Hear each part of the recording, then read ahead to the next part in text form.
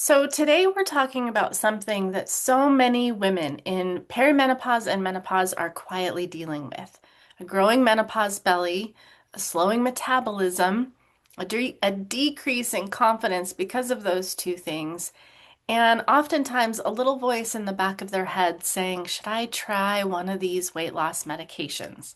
Because let's be honest, they're everywhere nowadays. And it seems like every single day we see another person either on TV or in our lives suddenly show up like half their size. The reality is that GLP weight loss medications are not just for celebrities or people with prediabetes anymore. More and more women are considering them as a really viable way to lose the weight that they can't seem to get to budge otherwise. And I totally get it, especially in menopause, because it can often feel like losing a battle because everything that you know to do, everything that you've been told to do, just doesn't work for you anymore. And to top it all off, there's not a lot of information out there that actually is specifically designed for what we as women in menopause needs. Most of the information out there is really geared towards younger bodies and men who just plainly don't have the same hormonal shifts happening that we do. And those hormonal shifts change the game. So, in a lot of ways, it makes sense that so many women are making the decision to give the weight loss medications a try, even though the list of potential side effects is long and can kind of be scary. Two things that I hear a lot when I'm talking to women about this exact thing is that one, they're afraid of the potential side effects, and two, they don't like the idea of having to stay on a medication for the rest of their lives. And that is the entire inspiration for this class today, because I'm going to share with you an entirely different way to start thinking about your weight loss. I want you to do your best to start thinking about it as an opportunity. I know that might sound weird, but seriously, if literally everything that you think you know or that you have known is wrong or doesn't work for you anymore, then it is a real opportunity to throw all that stuff out the window and try something new, especially if you feel like you keep beating your head against a wall, getting no results. And that's what we're talking about today: a new way of thinking and a new way of actually getting the needle to start moving in the direction that you want it to go. So, first and foremost, for this conversation, I want you to think about the option of a weight loss medication, specifically the GLP-1s, in terms of being a bridge, a potential way to build an accessible pathway from the weight that you are right now and the vision that you want to be. Kind of like hormone replacement therapy has been a really wonderful pathway that women have used to lessen the load of menopause for things like night sweats. So, I want to be really clear that I am not advocating either for or against weight loss medications. That's a decision that each and every person can make for only themselves. But what's important to me is that before you make a decision or even judge yourself for thinking about a decision, that I give you the whole story of what's possible. So, this class and the information that's in it pertains to you whether or not you're already on a weight loss medication, if you're just curious about getting on one or trying one, or if you're just trying to lose the weight naturally without medical help. Because every single thing that I'm about to teach you applies either way. The reason, and I really want you to hear this, the reason is because so many of the side effects of the GLP-1s are only amplifications of the symptoms of perimenopause. So let's first talk about the medications, okay? Here's the truth that most women aren't hearing from the diet world noise out there. GLP-1s can very well help with appetite control. That's their main mechanism, and really help with early weight loss. They absolutely can do that, and they do for lots of women. Many women are seeing and feeling real change in their weight and in their health. But one thing that I want you to understand is that the mechanism that makes them so successful can be the exact same one that creates a whole slew of other issues for you. And these are the things that the weight loss world doesn't tell you, doesn't teach you, and doesn't help you with. Because when you get on these medications, nobody teaches you how to prevent things like the Ozempic face or the Ozempic butt. I don't know if you've heard those terms floating around, but that happens because your body actually starts eating your muscle tissue at a very, very rapid rate. Your bones start becoming thin and brittle because your bone density starts declining. Your metabolism becomes like a slug, right? Because when your appetite goes away, you literally stop eating for the most part. I mean, so many women are experiencing a lack of appetite so much that they have to force themselves to eat. And when that happens, the body has to reserve energy because there's no nutrients coming in. So it down regulates your metabolism. Hair loss. Losing your hair on weight loss medication is a huge thing and it doesn't have to happen. It's a biggie, and I see this happen a lot when women are actually over fasting using the intermittent fasting methods as well. Hair loss is a big side effect of that. And the reason is because the hair loss doesn't come from a medication, it comes from the nutrient gaps that are the result of such a severe lack of nutrition. And then, of course, there's the fatigue, potential anemia, and other micronutrient gaps that can cause other symptoms. And here's what's really wild. If you're in menopause, then all of these symptoms that I just told you about could already be happening. Estrogen decline already puts you at risk for these. So when you add a medication that further reduces appetite on top of it without a strategy to mitigate those side effects, it can actually amplify the risks. And so that's why so many menopausal women on GLP-1s end up losing way more muscle than fat and then have all of the resulting symptoms because of it. And this is also a reason why they feel like they have to stay on it for life, because once you tank your metabolism like that, once you tank your muscle mass, then you tank your metabolism. And once that happens, then once you start eating even the slightest amount more in calories in a day, your body will immediately just start stashing that as fat because it thinks that it's starving. So this is why we're seeing women get off the medications and put the weight back on, plus some, and sometimes even faster than it took them to lose the weight in the first place. And it's 100% not their fault. It's physiology. And it's because the diet world doesn't really care about that. They actually want you to pay to be on the meds forever, right? And so this is also why so many women that go off of it gain the weight back and they end up feeling like they failed, like it's something wrong with them when really it wasn't their problem, it wasn't their issue, it wasn't their fault to begin with. They were just simply never given the strategies that they need in order to successfully transition off. Now, here's the part that I want every woman listening to this feel in her bones. And that is, you don't have to choose between gaining weight and feeling defeated or being on a medication forever. There are middle paths. There are actually two middle paths that we're going to talk about today. And I specialize in both of them. So get a pen and paper and pay attention. There's the middle path option that's built out with strategies designed specifically for women who are clear that weight loss medications are not the direction that they want to go.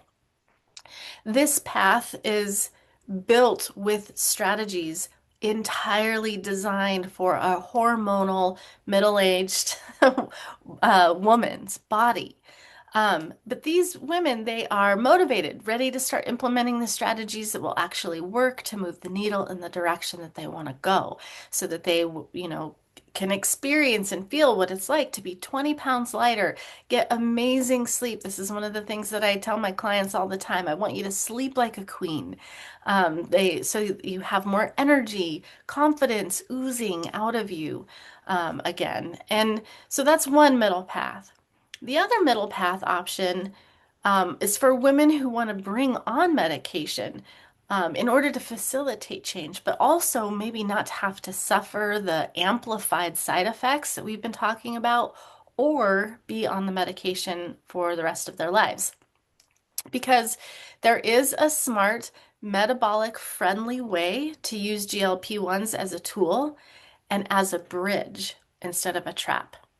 But both of these middle path strategies work because they are hormone aligned, they are science supported, and they're soul honoring, whether you decide to take the medication or not. It really is about the milieu or the environment that your body lives in.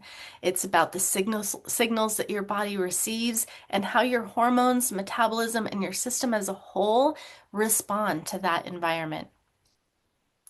Okay, so what you really need to understand is that, again, when we're talking about GLP-1s in a menopausal body, we're talking about an amplification of some of the menopausal symptoms as they relate to three major systems: the muscle preservation system, bone and nutrient protection, and hormone signaling. And every single one of these systems can be supported with the right framework.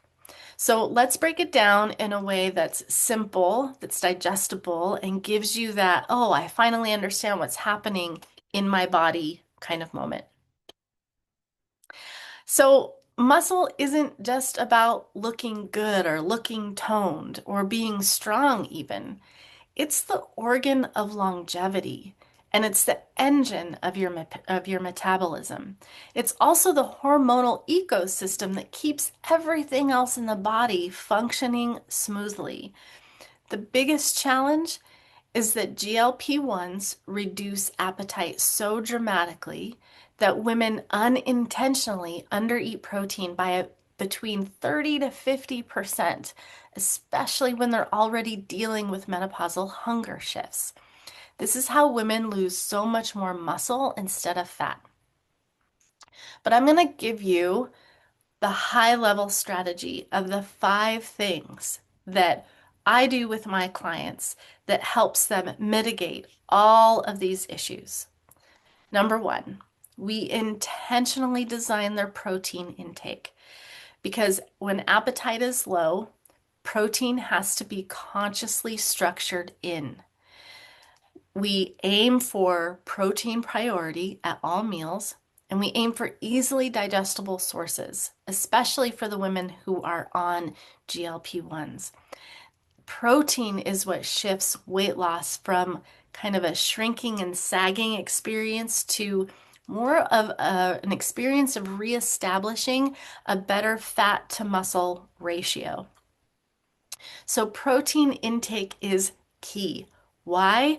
Because you need to maintain your muscle mass, and the amino acids in protein are a fundamental block for that, fundamental agent for that. So, protein. The second thing is that you actually need to train your muscles to use and uptake those amino acids to build more muscle to maintain your muscle mass. What this means is that women in midlife do not need to do long and grueling stints on a treadmill to try to burn the calories that they are planning to eat that day or that they've eaten that day. Calories in versus calories out is completely inappropriate here. It will never, ever work. That type of thinking only increases your baseline cortisol, which we'll talk more about in a second, and actually make you accumulate more belly fat. If you want more information on the role of cortisol, check out my video that's called Why You Aren't Burning Belly Fat. It'll really get down and dirty with the effects of cortisol and what you can do for that. So, what we need in terms of muscle building and exercise, instead of thinking of doing an hour on the treadmill or trying to walk 5 miles, 4 times a week, start thinking about strength training. And what I mean by that is lifting weights. We have to put a load on our muscle tissue to keep our body from metabolizing it. So, if you're wondering what kind of exercise to prioritize, it's 100% without a doubt weight training. You have to start where you're at, right? You have to go slow, maybe get some help if you're unsure of how to do it correctly and safely so that you don't hurt yourself. But if you do nothing else that we talk about today, do these two things. Be intentional about your protein intake and start weight training. These two things are what protect your metabolism even when your calories drop. So, an adjunct to that is to support your muscle tissue with key nutrients. Women on weight loss medications often become pretty severely deficient in things like iron, B12, magnesium, omega 3s, the anti inflammatories for and joint health supplement, nutrient, creatine. When these specific nutrients are optimized, then your muscle preservation skyrockets, even with lower calorie intake. So you want to be sure that when you're eating the foods that are actually nourishing you. One of the things that I tell my clients all the time is that we lose weight through nourishment. We do not do it through deprivation. We do not do it through starvation. We do not do it through calorie restriction or calorie deficits. And this is the reason why. This highlights how important it is not to just rely on the medications to do all the work for you, right? All of your eating habits that you had before will determine how successful you are at losing the weight in a really healthy way, and if you're able to transition off of it, if and when you're ready to. And I want to say that doing these things, it's not hard. It doesn't mean that you have to diet while you're on the medication. It doesn't mean that you can't ever eat carbs or that you can't have a piece of cake. It's not complex. It's not difficult. It's just nuanced. And there are important tricks that make all the difference in the world that if you don't know, it feels like a fish trying to swim upstream. Okay, the next thing that I want to talk about is bone density and nutrient protection. So, bone loss accelerates rapidly during perimenopause, period. When you add a medication on top of that that suppresses appetite, the risk compounds. And again, this is about really implementing strategy. And the way that we address bone and nutrient protection really, really matters. So, fortunately, the way that we protect bone is very similar to the things that you would be doing if you implemented a weight training exercise.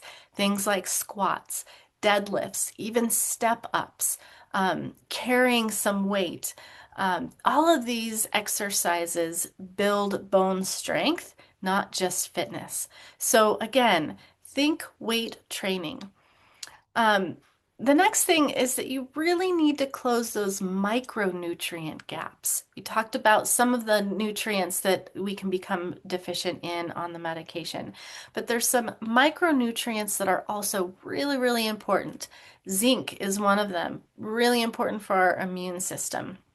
Biotin, and biotin is really important for hair strength and hair growth.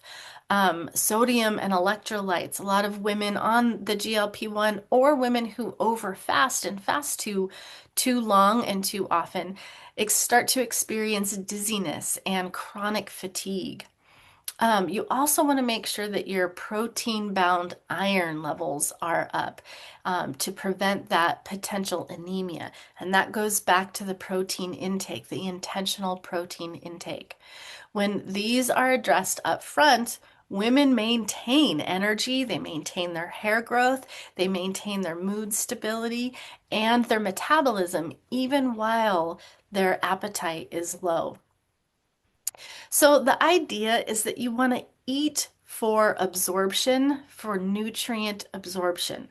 Small meals can still be nutrient dense, right? And this is where strategic eating comes in. One of the things that I teach my clients in my program is about how we can think about food as medicine. We are very practiced, at least most of us are very practiced at thinking of food as an emotional thing or a social thing, a family thing, a cultural thing. And food is all of those things as well. And those are all wonderful things. But what most of us are not as practiced in is thinking of food as medicine. And that's the piece that when we know how to do that, when we know how to bring those medicinal pieces into our eating pattern, then it changes the game for us. Okay, so here's the thing that most programs and most um, even websites that you get your GLP-1s that are facilitated by a physician, maybe you have a one-on-one telehealth session with them, even they really miss this. Okay, weight loss meds influence hunger, but menopause influences everything. So when these two landscapes collide, women need a different approach. It's going to be different for your brother or your potential husband or the men in your life. When you have the coexistence of a perimenopausal body with the GLP-1, you just need to do it different because the GLP medications change the signals between these really heavy hitting menopause related hormones. The first one is insulin. In perimenopause, we become more insulin resistant. Leptin is the hormone that tells the body that you're full. It's the satiety hormone. Adiponectin, which is one of my favorite ones, it's like a secret agent because it is literally the fat burning hormone.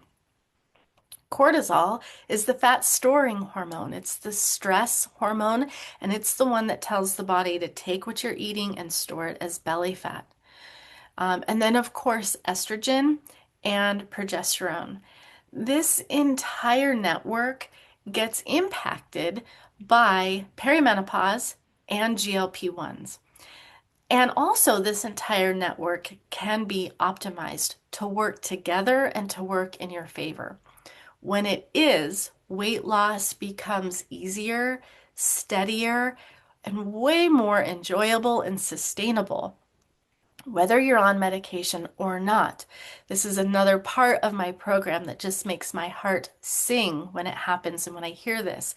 It's when I hear from my clients, like, basically, oh my gosh, this is way easier than I thought. I can't even believe that my body is just letting go of this weight. It just doesn't feel that hard. And this is what I'm talking about. This is what I want every woman to understand. You don't have to feel like you're fighting for every single pound. Once you get these mechanisms optimized and working for you, it's incredible how amazing you can feel. And even if you're on the GLP-1, there's many women that feel terrible on them. These are the things that if you are taking a weight loss medication and you are losing weight, it ensures that you're actually feeling really good while it's happening. So we improve the balance between the leptin and the adiponectin, the full hormone and the fat burning hormone. We improve the ratio between those two things. This is a secret weapon for fat loss in midlife, and it's one of the cornerstones of what I teach my clients. When leptin is high and adiponectin is low, the body becomes fully resistant to letting go of fat. And that's what's called weight loss resistance. So we work to improve the leptin to adiponectin ratio, and this whole thing alone can often mimic the appetite regulating benefits of a GLP-1. And so this is one of the reasons why I'm saying if you're on medication or if you're not on medication, these things apply to you. Another thing that we look at is how to reduce the cortisol dysregulation. Once we're in perimenopause, our baseline cortisol levels rise. At the same time, our body's ability to handle the stress of high cortisol levels goes down. So it's kind of a double punch. It's a 1-2 punch. And chronic cortisol levels can look like or feel like anxiety, chronic anxiety. I know that when perimenopause really hit home for me, I started to feel anxious all the time. And I kind of felt like I was bordering on the edge of a panic attack several times a week, waking up in the middle of the night with a pounding heart. And it was not fun. It was not a good experience. So anxiety can be one sign, sleep disturbances, having that really tired feeling, but also feeling wired. You can't go to sleep. Kind of mood changes, all kinds of things can happen from an increase in cortisol. So we want to look at how we can reduce the impact of a higher baseline cortisol level and keep your body within a normal range because cortisol imbalance helps your metabolism be in balance. And then we look at how we can support estrogen and progesterone naturally or with hormone replacement therapy if that is something that would feel helpful.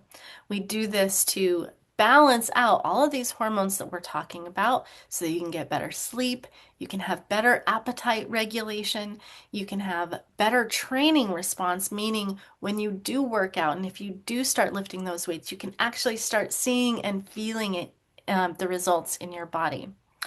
And we can have better fat burning efficiency. So even if a woman is on hormone replacement therapy, she still needs metabolic support, this kind of support that I'm talking about, because HRT doesn't magically create muscle or prevent deficiencies. We also want to take a look at gut health and digestion. That's something that we can get into in another video and in another training because it is complex and there's so much that we can do to optimize the microbiome so that if you're on weight loss medications, you don't end up feeling super sluggish. The GLP-1 is it's gastric emptying. It's slow gastric emptying, meaning it slows down your digestive processes in order to make you feel fuller longer. The benefit is that you don't want to eat as much, but the problem is that menopause also slows down digestion. So together, those two things can often end up making you feel just not great, sluggish, sometimes constipated, bloated, and just overall blech. So addressing the health of the gut and microbiome and digestion changes, it's really, really important to help women on or off the medication feel like $1,000,000. That's the whole goal, right? And then the last thing that we look at in order to really consider how we can go about a weight loss journey and thinking of it as a bridge is to really understand that we can utilize the time that we have a lower appetite. If you're on a weight loss medication, you can use that low appetite window to rewire your eating behaviors. And this is really true, or the golden opportunity for GLP-1s, in my opinion. Because one of the things that I hear from women all the time is that when they're on the weight loss medication, that food noise and those cravings that just kind of run in the background of their mind start to disappear. What that does is it opens up a whole lot of mental space and a whole lot of calm, peaceful space in order to take a look at some of the habits and eating patterns that you have gotten into and gotten used to.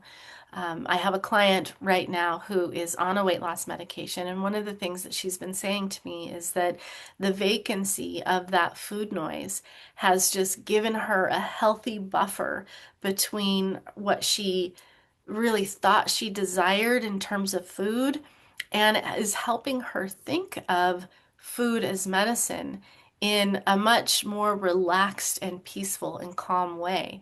And she's over the moon excited. She's just having an incredible experience because of these things that we're doing to bolster her during the process. She has enough energy. She feels like $1 million. She's sleeping really well. The absence of that food noise is allowing her to reestablish new eating patterns that she knows when she's ready, once she's ready to transition off of the medication, those eating patterns and habits are still going to be in place, and it's going to really work towards her in her favor in order to transition off the medication and be successful. I have another client who has successfully transitioned off the medication, and she continues to lose weight and she continues to feel like $1 million. So these are the things that we take into consideration that are very important that helps prevent rebound weight gain if you are on a weight loss med and looking to transition off of it. And these are the things to really take a look at if you're considering doing a GLP-1, so that if you do make that decision, you can go into it with an empowered and informed kind of feeling and understanding of how to take care of yourself. It's the things that make the GLP uh, medication a potential bridge, not a trap. If you're not on a weight loss medication, all of these things that we've just discussed are essential to treating and creating balance and harmony in a perimenopausal body that is trying to lose weight outside of medications. And I've been running groups of women for years that are not on GLP-1s, that haven't taken any medication. And this strategy, it works. It works, and it works so much easier than you would think. Um, so, when I'm talking to women nowadays, now that the weight loss medications are just so prevalent and such a part of our culture, when I'm talking to women, most of them tell me, well, I'm tempted to try a weight loss med. I have thought about it, I've looked into it, but I'm terrified of the side effects, and I really don't like the idea of having to be on a medication for the rest of my life or run the risk of gaining the weight back. And it's such a valid fear, and I respect the caution actually. Because the truth is, the medications are not for everyone. Some people have an incredible experience, like the two clients that I just shared with you, and some people feel more terrible on them than they did before. So there's not one right answer. And to be honest, that's why I do this work, because we all need a guide, right? We need somebody to help us not only sift through all of the crazy information out there and help determine what the right course is for us, but also how to actually walk that path in a way that it serves us so that we come out on the other side feeling amazing and feeling better and feeling more like ourselves. Not tied to a med, not tied to a diet, not tied to a fasting schedule that makes us feel like we're less of ourselves and that we're not even showing up in our lives the way that we want to. So that's the thing. We need a strategy. We need the strategies that work for us. We need a strategy that merges weight loss science with menopausal hormonal wisdom and simple but sustainable nutritional frameworks. Because we deserve this. You deserve this. You deserve to feel strong and vibrant and in collaboration and in partnership with your body again, whether you decide to use a medication or not. It's really about being informed and empowered. And with the lack of information that is floating around out there in the diet world, and I'm seeing so many women trying so hard, eating less, working out more, just putting themselves on strict um, eating plans and all of these things. And it's exhausting for them, and it just skyrockets their stress levels anyway. And it doesn't have to be that way. So that's why I'm here. I hope this helps. Thanks for coming to this class and leaning in and being your own advocate for change.